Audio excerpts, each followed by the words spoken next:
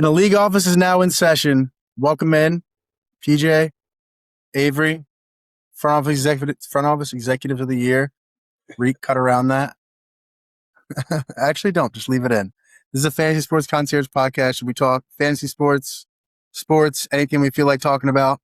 This week, we're going to go over the preseason results. What's just happened preseason? Had some people up, some people down, some people you don't believe in, some people you believe in a little more. Maybe some camp stories, some quotes. PJ, how's your last week been? It's been a minute since you've been back on. It's been good. Kids' sports are starting up. Volleyball started, so that's actually 3 days a week right now. And then actually just recently today, I gave the go-ahead that I'm good to coach girls and boys soccer this year. Oh, man, going in, double duty. Yeah, but I know the guy. He's a good guy, the commissioner of the league. He's going to schedule the practices around, so I just go back to back, which will be cool. Instead of being over there for an hour, I'll be over there for 2 hours twice a week. You're going to be a soccer, legend.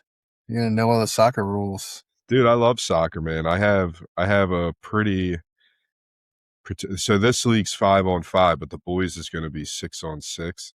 And I do what's something that a lot of people don't do is I have a center midfielder. So I literally just take the best player on my team, and I'm like, you're going to play offense and defense, okay? You're just going to be all over the field, all right?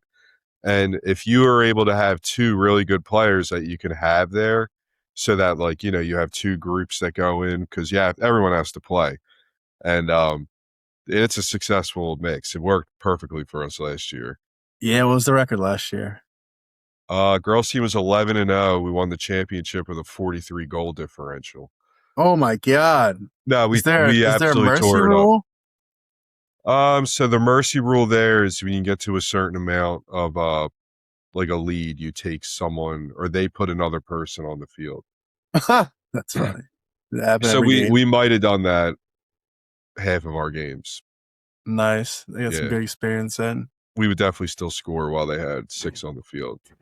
But we had two really good girls. We had one girl on the team who I recommended to play in the league a year older. She was that good. So and she would play 3 different other teams. So she would come up to the game for me. I'd be like, hey, I scored 3 goals already today. Internet connection and I'm like, sucks. well, let's go out there and get 3 more. Okay. But she was I had a really good team last year though. But I hope I can retain a few of them. But you're gonna lose them to NIL, dude. They're getting paid out here to NIL. You better pay them up, right? Yeah, but that's what was fun about it though. So I mean, that's why they were able to reel me in for 2 teams. But let's go. Coach PJ about to be hired at the middle school, moving up the ranks. Oh my God, dude! They offer if you a job. Pay me, that'd be great. This is all out here. Yeah, they'll offer you $1,000 to coach the middle school team. Yeah. That's it. All right, on the real football, American version. I think probably the biggest injury news is Breece Hall, right? Had a groin strain in practice. I mean, how important do you think this is? Well, that really fucks up the Jets. I mean, if he's a guy who's not coming in, if he doesn't play week 1,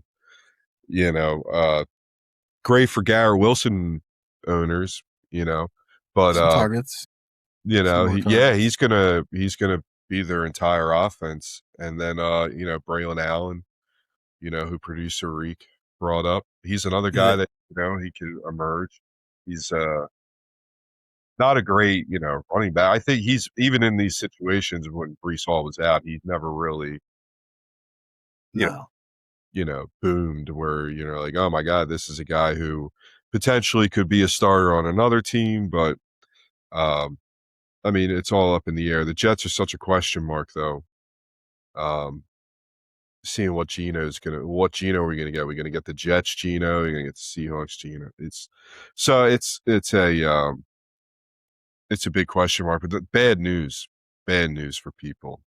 Fantasy sports is so much about having fun watching your team, the people on your team, that I could never have fun watching the Jets play. So I just won't I'm avoiding most Jets, like unless Brees Hall and goes for $20 or something, or like low 30s. Even low 30s is a little much for me. Like if I'm getting him in, Yeah.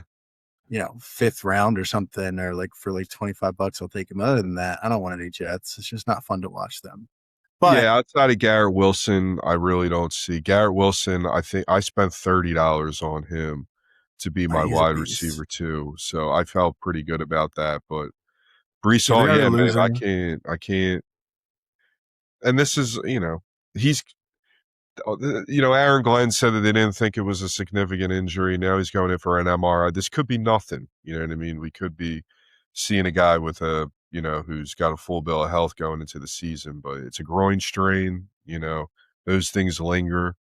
It's just, it sucks. It sucks to On be a the Jets fan. on the ranking of injuries where you're like, this could linger a little bit versus I really don't care, don't even talk to me about it. I would say a groin strain is probably like fourth or fifth from the top of like the ones that you're Yeah, most worried about. I would say like um, hamstring. hamstring is the worst because that is either nothing or it's everything. Yeah, Hamstrings are terrible. Anything hamstring, like you need, even when people come back from a hamstring, you need like 2 weeks to be like, all right, you're good, like to really feel like you trust that they're good to go. yeah. And it's hit or miss if you make it through the first series because you'll Right. know pretty quickly. Yeah. Nothing worse than having your guy on your fantasy team jump in and play 2 plays and then not play the rest of the game. That's such a terrible feeling. Yeah. I would say probably second to that is it might be turf toe, just because turf toe is like, Oh my God. Yeah. it's another one of those injuries that if you get a turf toe, that could ruin the next 6 weeks of your season. It really, yeah. I always remember that in Madden when I was a kid, see like your guy gets turf toe and be like, what the fuck is that? And 6 weeks? yeah, What the hell? Yeah, what is that? Get back in there. That's not a real injury. Yeah. Come on. Anything with toe my in it original can't be real. hatred for turf fields began at a young age with Madden. I feel like over my entire like football career and life, we went from the whole cycle of it was like dirt and grass, and then everybody was like, "Oh man, turf fields are really cool. They're getting some like it's not just AstroTurf. It's like you're getting little blades of grass there with the beads." Yeah, the next turf. Yeah. And then it goes back to, wow, turf sucks. Let's go back to grass. Just do like good grass. That's where we're at in this cycle. But yeah, I don't. Turf toe it could be called grass toe, even though it can happen on grass too. Like it's just such a weirdly named injury. I think it is the is. problem. Yeah. But for whatever, it makes sense though in a weird way.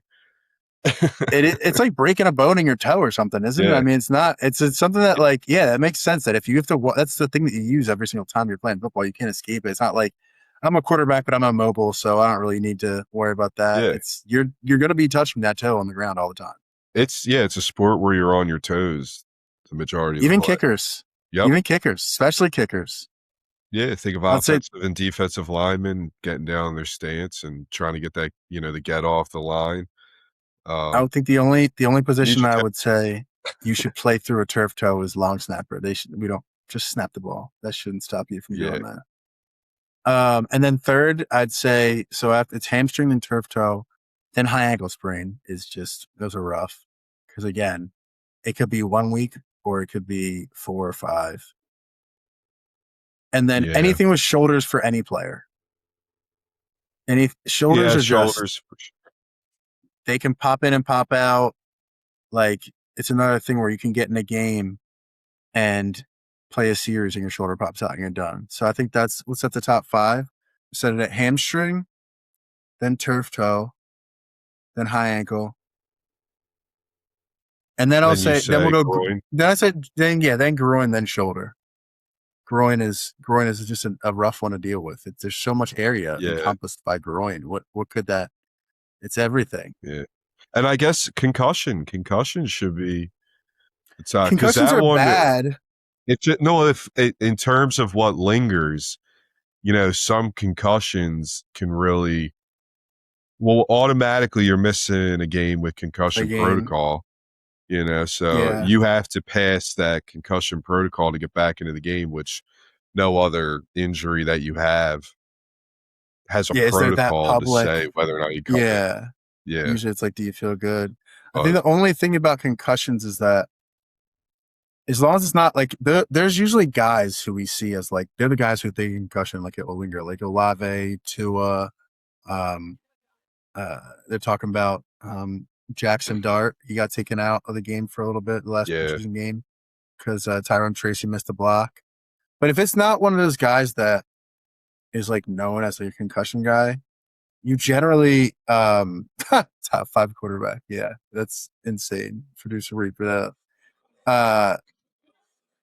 If you're not one of those guys, at least after your 1 week missed, you're expected to come back and play like who you are. Like at least with that, usually concussion. Like, but with the other 4, 5, your groin, your hamstring, your ankle, your toe, yeah. like that's gonna be with you the whole season. Do you think?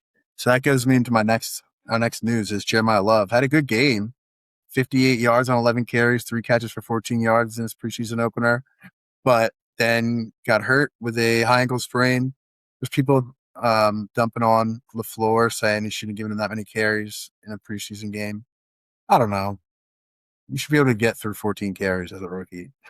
I'm not saying he's injury prone, but not yet at least. I mean, we'll have to see. But They're not I in feel deep like trouble from it, though. I mean, how much they were already in trouble is what I'm yeah. saying. But we talked about this before the pod. They have a pretty deep running back group. So it's kind of like the least of their worries right now, even though he did look a lot like AD out there. He But ran in the sense that he ran really high. But yeah, I he runs agree. hard too. And that Yeah. is, I think, what attributed to the fact that he got a little hurt. And is that going to be a normal thing for him moving forward? Is he going to is wear and tear going to fuck with Jeremiah Love's season, and And career kind of too, career? Yeah. because like Adrian Peterson could run like that because he was bigger and stronger and faster than everybody. Yeah. Jeremiah He was a Love freak. he's a big, strong, fast guy, but he's not Adrian Peterson tier big, strong, fast, like one of the biggest, strongest, fastest people that's ever been in the NFL. So I Yeah. feel like he might have to adjust that running style to kind of be a little more avoidant, not take as much of a his target shots that he's gonna be taking. That could be his welcome to the NFL moment is, all right, man, like maybe run a little lower in the NFL. Well, maybe we're seeing maybe we're foreseeing here what the Cardinals might do. These power back situations are, going to go to Algier, and the throwing situations might go to Trey Benson, even though Jeremiah Love is a great receiving back. But maybe we see it spread out a little bit more. Maybe I'm saying don't fucking draft Jeremiah Love with your second, third pick, like everyone seems to be telling you to. So, yeah. um, It's tough to be a good running back on a bad team, and their O-line's not special yeah. or even average, really. They're below average O-line. So, like, as Mm-hmm. much talent as you can have, there's only so much you can do. I mean, Ashton Genty last year disappointed everybody, and his line, they probably have about similar level of talent on their O-lines, the Raiders last year and the Cardinals this year. So I would definitely not draft him early. And that's another thing about Genty, man, because they lost a lineman in the preseason game, Jackson Powers, who's one of their better guys. So, of course, they got Linderbaum, and now this guy goes down. So, be wary of Gianti if this becomes a problem, because we already saw what happened. It was great what we saw of Fernando Mendoza, but like you guys said earlier, he's probably going to not start the season out. And, how long does that take for? And how much change of the season are we really going to see, because Fernando Mendoza had a nice preseason game? So, yeah, I mean, this is these injuries, it's really what I'm saying is that these rookie running backs that are getting drafted so high, if these guys got drafted 20th overall or, later, these guys are probably coming out as absolute studs as rookies, because they have a solidified line, they have a solidified passing game, maybe even a solidified defense to to that point, So, but you're seeing Jeremiah Love, Ashton Gianti that are getting in these situations that are, it's going to take a few years for them to really get going, because the whole idea of them is that an offense is going to be built around them, but that also means that they're going to be ran into the ground. So what level do you run these guys into the ground? Yeah, I hope they don't waste a season for Jeremiah Love and give him like 350 to 400 touches this year. Like he should be high 200 touches, like 275, somewhere around there. Just like get him his feet wet, let him he can be he can be a number one back in the NFL this year. Yeah. But not like they're not even gunning for the playoffs. Like wait until you get your quarterbacks, you can get some linemen who can actually let him run like he wants to run and not get hit at the line of scrimmage that much, because he's probably going to be one of the guys who is the league, I guess you would say, at the bottom of the league in yards before contact. He's probably going to be up there on that list. Jeremiah Love, like I wouldn't want him as my RB2. If he's your RB3 or flex, okay. But to depend on him as one of your main core guys, probably not a great idea. But he is going from the running backs to wide receivers. A rookie wide receiver who I have all the stock in this year. I drafted 2 teams this year. I got him on both my teams. Dejuan Stribling, which I don't know. I think that's how you pronounce it. I actually haven't heard anybody say it yet. Have you heard anybody say Dejuan Stribling? No, I've only ever, the way that I've been saying it is really the only. Right, just whichever ways. Me and Reek were talking about how every year in the preseason, every team has a wide receiver where it's like, he's going to be the guy this year. For the Eagles this year, it's Darius Cooper. For the Ravens, it's Jacoby Lane. For the Chiefs, it's Cyrus Allen. I feel like the Caleb Douglas thing on the Dolphins, he got hurt. They have like 2 other rookie receivers. But nobody's Puka, because there wasn't like a Puka before Puka, really. Somebody who came out of absolutely nowhere and just like killed it like that. But Dejuan Stribling might be a kind of Puka light. And I say Puka light because Puka was drafted like 5th round. Dejuan Stribling was drafted in the 33rd pick. Like he was basically a 1st round pick. He was the first pick in the 2nd round. So it's not like he didn't have some prospect status, but he wasn't necessarily he was a 33rd, wasn't he? Yeah. He wasn't necessarily expected to produce right away, especially behind Ricky Pearsall, behind Mike Evans. And Mike Evans is back at practice. Yes. But how he probably won't make it through an entire season completely healthy. Deebo Samuel's not going to make it through an entire season completely healthy, especially now that I've seen some reports that they're having him play his old role where he gets some carries, gets some jet sweeps. Mm-hmm. That takes a toll. He didn't get that in Washington. So doing that and receiver with the injuries that they have, George Kittle's coming back, but still Achilles in 7-8 months. That's kind of crazy. There's going to be a lot of targets for Stribling to pick up with Pearsall out, and they got him playing, I think, the X. They're moving around the formation too. He's getting not just slot work, but play on the outside. Yep. I think people should legit, I would put up to $9-10 on him in an auction and draft him as high as 11th, 12th round. He's a legit wide receiver 4. Wide receiver I'm gonna, 3. I would. I don't know if I'd pay that high for him. And for reference, I got him for $1 in our draft, and I got Mekhi Lemon for like $4. So I'm taking Mekhi Lemon over Stribling just because I think he's more of a retainable guy for me. Like I'd love to have him next year and hopefully the year after that. Yeah. But Stribling is an interesting thing. It's kind of like the same thing as what's his name, Lad McConkey, or who was the guy last year who was just the number 1 out the gate because all the guys. Ibuka. Well, Ibuka. Well, that wasn't because everybody got hurt. He was and Godwin was. I forget who it was, but it's just he's valued by situation right now. but his situation's perfect. His value, his draft stock skyrocketed because 7 catches on 8 targets for 63 touchdowns, and one of them being in a really good 3rd down catch for 32 yards. So he definitely wowed some people, and of course he has been wowing people at training camp. So I think that differentiates him. I think when you're talking about training camp buzz, you have to combine it. There has to be the buzz from camp right away. throughout camp, it has to be stacking days upon days of this guy looks good, this guy looks the best receiver or the best of their position or whatever. And then they have to do it in at least one preseason game. They don't have to do it in both, I don't think, because sometimes you do it in one and they're like, all right, you're going to be a guy for us, but we need you in the second one.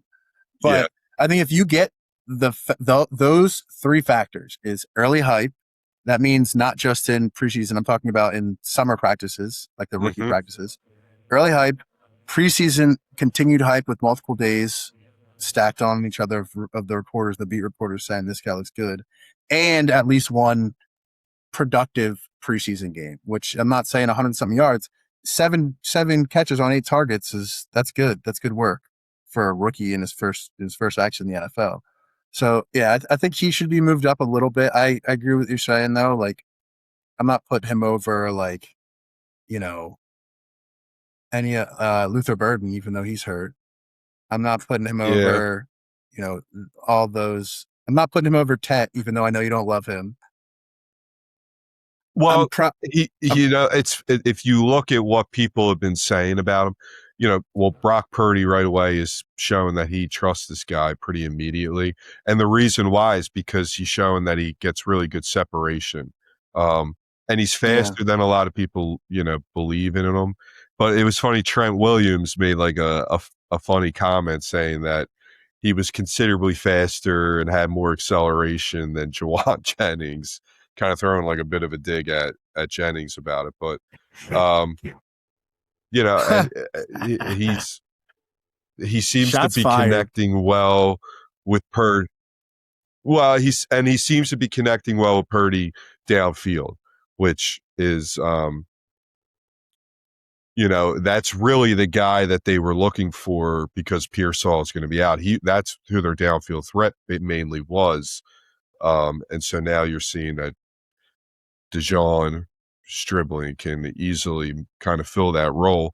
It's just how long is he going to be filling the role with Deebo Samuel there? And again, you heard a big red flag about CMC also this week where he might not be ready for week 1. And we got to remember that guy accounts for a shit ton of the targets too. So it's an interesting situation. Yeah, if he's out week 1, which we might not find out till noon week 2 on Sunday. So the huge red flag here in that was something that came up this week. That's not good. So I mean, San Francisco is always kind of in that realm of you have to evaluate a lot of things with that team to make legitimate fantasy decisions. Who are you taking? Let's put some players on it. Stribling or Alec Pierce? I'm taking Alec Pierce. I think Alec Pierce has showed out before, and so I like him. I'm high on Alec Pierce. Stribling or your guy Quentin Johnston? Oh, dude. I'm going to go Stribling because Quentin Johnston's room is getting filled on him. So yeah, there's a lot of targets there. He had his chance. He had his chance, and he blew it. So it's it's a quick league that they play in. So people move on, and they got a stud out there now too with who they've gone with. Yeah, they got Ladd. They love Ladd. I would compare him to another rookie, Denzel Boston, who's getting a lot of hype out of camp and from his performance with the Browns. He's really like they're hyping up as their wide receiver 1 for this year. They're saying he's moving crazy like that guy. I don't doubt that he does look like that guy at camp, but I do highly doubt the Browns. And so in a keeper league, if you can get Denzel Boston on the cheap, okay. In a dynasty league, absolutely invest in Denzel Boston. I think he's probably a first-round pick in a dynasty league this year in a rookie draft. Yeah. But in a 1 year-long fantasy, I don't think I would even touch Denzel Boston. I don't think it's worth it because the Browns are just so bad. They're not going to score that many touchdowns. Their quarterback battle is disgusting. It's a joke. It's a joke. Everybody's trying to lose it. Over there. Yeah. Yeah, like their offense is going to be really, really bad. I would maybe pick him up as a free agent. You know what I mean? It's just like a flyer of, well, maybe they give him 15 targets a game because they have Yeah. to. I took him for $1 in our auction draft. Right. Honestly, I didn't even know really where else to go. So I was thinking in terms of that. And he really was the last top 5 wide receiver in that draft class that was still available. So, of course, going to just monitor the situation with him, but I do not expect to have him start in one game this year or 1 week this year. So, right. Like things went bad if he has to start probably. I mean, if I have to start anybody on the Browns, yeah. my season's not going great. Yeah, I mean, you should have it, the Michael Wilsons or guys like that on your bench that are well before right. those $1 keepers that you're just hoping to hit on. And then another receiver, a little older this time, we got DJ Moore catching 3 or 4 targets for 61 yards on only 10 snaps from Josh Allen, including a 32-yard catch and run, 29 yards after the catch on that play. And then Josh Allen, after the game, talked about how he expects to regularly get DJ Moore involved early and often. Is that just quarterback speak, or do you believe it? Are you raising DJ Moore up on your rankings? I'm very high on DJ Moore. It makes sense to me that this guy is going to have a good year, mainly around that high-powered offense in Buffalo. What I liked seeing out of him in the game was that he was, asking for contact, but it also was like, please don't do that. You have a history of getting hurt. Let's not, put that into. Let's just take it easy on that. A lot of people are high on Khalil Shakir every year, and I think he just kind of seems to disappoint year after year. We saw what happened when he had a true number one with Stephon Diggs. Am I going to say DJ Moore is Stephon Diggs? No, I'm not, especially in that season. But DJ Moore really does give him a legitimate option to throw the ball to. And we're talking about, the best quarterback in the league right now at this very moment. So I've always been high on DJ Moore. I think you can increase his draft stock, but for me, he's still kind of in that flex to wide receiver 2 range. I don't think you want to put him as a wide receiver 1 at, just because he is the top target in Buffalo, but there's by far, 15, 20, 25 better wide receivers than him. But there's definitely potential, I think, for him to be a top 10 receiver. If he gets 140 targets, sure. and it's the upside of what Josh Allen does all the time, and he's serious about using him early and often, I could see him getting 1,200 yards and 10 touchdowns and 80 catches. Like that might be wide receiver 10. Yeah, wide receiver 12. Absolutely. But like you said, I wouldn't bank on that moment. Yeah, I wouldn't draft him to be that. But he's a guy that I think there's like a tier below that second tier that maybe he's in that like third or fourth tier of wide receiver where like would you rather have him or Devontae Adams? Oh, definitely Devontae Adams. Would you rather have him or let's say Marvin Harrison Jr.? Oh God. I'm going to go with DJ Moore over Marvin Harrison Jr. I'm going DJ Moore over him too. Yeah, I think that's one of them situations we balance out the offenses there. But even at that, though, the product sample that, the sample size of what you got from Marvin Harrison is not complete yet. DJ Moore, you kind of know what you're getting. DJ Moore or Jalen Waddle? DJ Moore doesn't have as much to contend with. Like, there's not. True. Like, I would say, I mean, obviously, Courtland Sutton is more of a target hog than. And he just got paid, didn't he? Did he just? No. I'm thinking of something else. Waddle just got paid. Waddle just DJ Moore. Yeah. So, Waddle, in my opinion, it's interesting to see what he's going to do this year because we saw what he did when they were passing the ball a lot with Tua, and Tua wasn't a terrible quarterback. He gets Bo Nix now. I think that they do complement each other better than they complemented each other with Tyreek Hill and himself.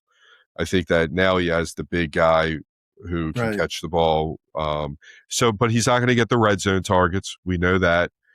I think that Sutton. I'm not going to say he's Jamison Williams, though, where it's like, oh, I need to get a touchdown out of him, because No.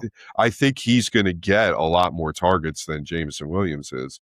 But to say between him and DJ Moore, I'm going to go DJ Moore just because I feel that, like you said, that his room, the wide receiver room that he's in, he should have the majority of share. He's really only competing with like James Cook and Dalton Kincaid, I guess. Yeah. I don't think he's going to compete with Khalil Shakir and Keon Coleman. Keon Coleman has been a bit of a bust. Yeah, I agree. And they talk about Keon Coleman every camp, and it never means anything. I think DJ Moore slightly over Jalen Waddle just because he might get a few more targets, and I think the offense is much better. Yeah.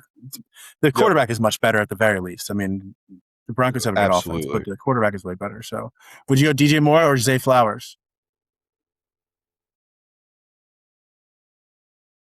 It's another tough one. It's a tough one, yeah.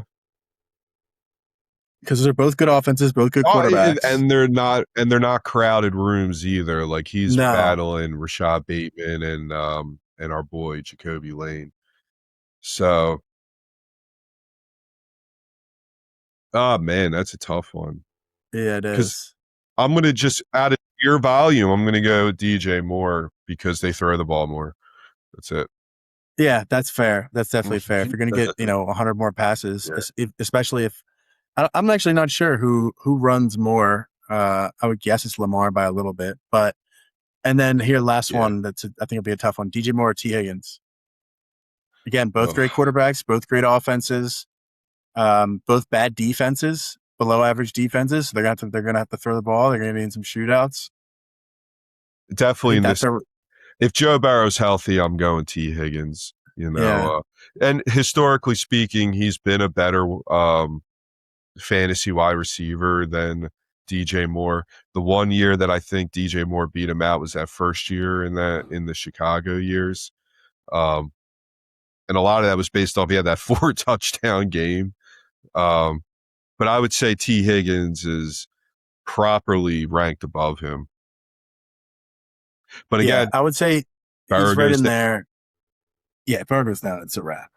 They got to move on from Burrow if he goes down again. Or they got to do something, They need to get him some offensive linemen. I mean, they just spend the least amount of money on offensive line in the NFL, which is insane. Like too many problems on the team when it comes. This is what happens when you pay the shit out of 2 wide receivers. Yeah, you get locked up so easily, and they had concerns with their defensive line, which they figured out this year, or they hope so. But they spent a shit ton of money on that. So and picks. They traded that first round pick for Dexter Lawrence. I mean, they gave up a lot of stuff. That first round pick could have been a tackle for Joe Burrow, which they need desperately. Yeah. And then so I think another kind of injury that's changing things a lot is Chuba Hubbard dealing with a hamstring injury. He's considered week to week according to the Panthers coaches. Jonathan Brooks. I mean, if Jonathan Brooks can be the only one there, they don't have any. They have Trevor Etienne there as the third running back. Right. He's not a threat to take a lot of carries from either of these guys. If Chuba's got that hamstring, and we talked about the worst kind of injuries you can have to deal with in fantasy. Jonathan Brooks might be up a little bit. I think I've moved him up my draft board a little bit. I would agree with you on that. We had this discussion, the 3 of us regarding Jonathan Brooks. I know you guys were high on Jonathan Brooks. My whole issue with him is because he just hasn't played. But talk about injury prone. The most extreme injury prone. And Chuba has not. He's kind of. I wouldn't say he made himself fantasy irrelevant, but he was by the end of the year last year with Rico Dowdle taking over everything from him. So Jonathan Brooks has to really jump, and I think it kind of solidifies the question who's probably, if he comes in and he's the starting running back on week 1, I think that's how the story's going to kind of go that year. I'm not saying that he's going to get a 70% run share with Chuba healthy, but I think he'll get 55% to the 45% with Chuba. Do you think Jonathan Brooks or Ramondre Stevenson? Higher upside with Jonathan Brooks. Yeah. I think what we saw this week, I think you're starting to see the difference, with the difference between Travion Henderson right now and Ramondre Stevenson. So, but I think it could take a hit to Henderson's ceiling, but the upside for Henderson, I think, is going to be that RB2 right now. So, And I but think Brooks has the upside of RB1. I think he has RB1 upside if he takes does. hold of that job. But also for the Panthers, like Chuba has 1 year left on his contract, and he's still a good enough runner that it would probably be smart, kind of similar to, and it's probably what they're going to do, similar to Julian Love with the Cardinals.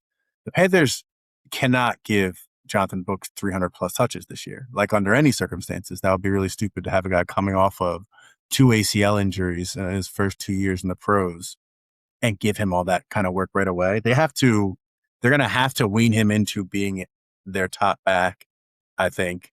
So I would think it's probably going to be, like you said, a 60-40 split at most, with Jonathan Brooks getting the 60. Yeah. But Chuba's still going to be there. I still think he's a good flex or like a bench running back to have, where if one of your top guys gets injured, like he's not bad. Like you can throw him in and be like, all right, I can get 10, 12 points out of this guy. It won't be the worst thing. Yeah, he's not far removed from like an exceptional season, Right. So, the problem is you just have nothing on Jonathan Brooks, so it's a gut feeling, There's it's very tough to make a decision off this using any type of metric or any type of historical data. So it's just, if you're going to take Jonathan Brooks, you're shooting for the stars, and deservedly so, because it could be that type of season for him, or it could be a complete bust. You get hurt again. Yeah, I mean, you definitely can't depend on him for anything. If you're drafting him to be your anything in your starting lineup, that's a bad idea. Yeah. He is a full on. He needs to be a sleeper. He needs to stay in sleeper territory. Yeah. Are there any last shot call for any preseason week 1 or early training camp stories? Who do you like more than you did before, or who do you like a lot from what's happened so far in camp? This is more so research. Parker Washington, I think, should be a little bit higher than what he's already coming in at. 95 targets last year, so he's getting close to 6 a game. The underlying opportunity there, though, is real. He had 26% of Jacksonville's air yards last year, and that was despite only running 67% of the routes. So, for him, if you look at last year, his first read target share was 22%. Deep target share was 34%, and he had 13 red zone targets. And that was with ATN there, who was just and Trevor Lawrence, who just dominate the red zone share in Jacksonville, though. But I think right now, looking at him, Brian Thomas Jr., who I am very high on, I think it's a 1-2 punch that I think Parker could emerge as a really nice flex option for you for most weeks. I agree. I think Parker Washington's coming up. He was a late round draft pick. So even with how heavy he came on late last year with Trevor and like their connection, like they actually synced up pretty well. He seems like he has a good connection with Trev. And I think he could definitely end up a wide receiver 2 this year. I wouldn't be surprised at all if he gets 1,100 yards, something around there. He's going to get a lot of targets, especially with Travis Hunter playing a lot more defense, which I think was everybody expected that.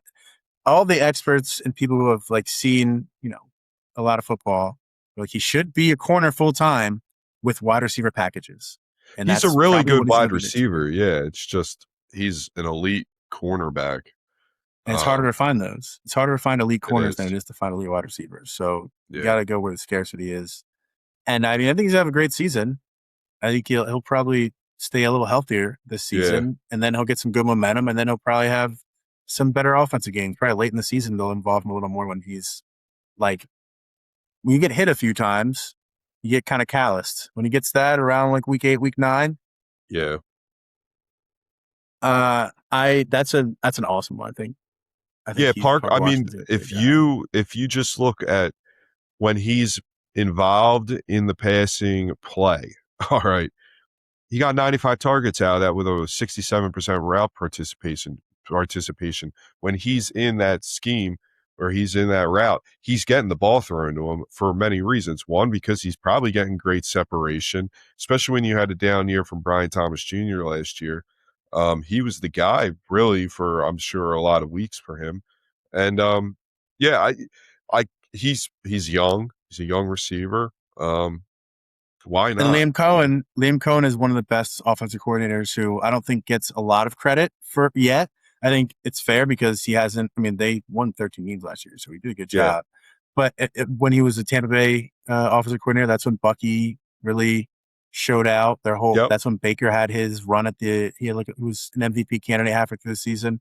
So he's got a lot of good structure in there that I think Parker Washington I would definitely take him late in the draft. I would take him among I like Parker Washington better than Zay Flowers just because of the offenses, the OCs, and I think what the opportunities that they're going to get is Parker Washington is definitely, I feel like he's going to be a better Wan'Dale Robinson. And Wan'Dale Robinson got a lot of targets last year for the Giants, and he's going to get a lot of targets this year with Brian Dable Titans. I think they're probably going to be around the same kind of, at least opportunities share. Those two. For sure. And for me, I got to say, I'm so wheels up for Dejon Stribling that I think everybody should go get him.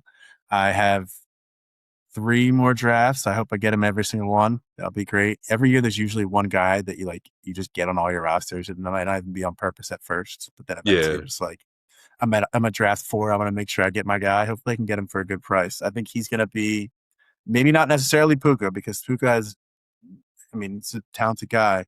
But he's going to get those opportunities this year in a good San Francisco offense from Brock Purdy with somebody on the other side so they can't just double him the whole time if he does show out. And hopefully he doesn't get that 49ers curse. I think that's the thing I'm most scared of for him is the 49ers injury curse. He just the always power station. Yeah, hopefully he stays away from that power station or he puts on like one of those tinfoil helmets. Maybe that'll help him. He's got he's got the radiation bulletproof vest that you get at the dentist. Yeah, that's what we need, that bib. Yeah. All right. Any more thoughts? Let's a wrap on preseason week 1. Look out for week 2. We're almost there. We got hope everybody's drafts are going well. Yeah, it's a fun month. Getting ready for the drafts and getting ready, watching preseason, getting that football feel back. Enjoy your drafts. Hit up FS Concierge. Yeah, we're going to have our footage from our draft soon. And hit up fsconcierge.com where we manage fantasy leagues. Fantasy football is our specialty. We're great at it. We got a lot of experience. You don't want to be a league manager. It's not that much fun. You just want to play. You just want to manage your team and take care of your guys. You don't want to hear complaining about, oh, this guy doesn't have anybody starting this week. Get on him. There's no activity. Nobody's doing any trades. We can make sure that happens. Go to fsconcierge.com. Check us out. We're great. It's a fun service. Thanks for coming with us, listening this far today. Actually, it's a shorter one.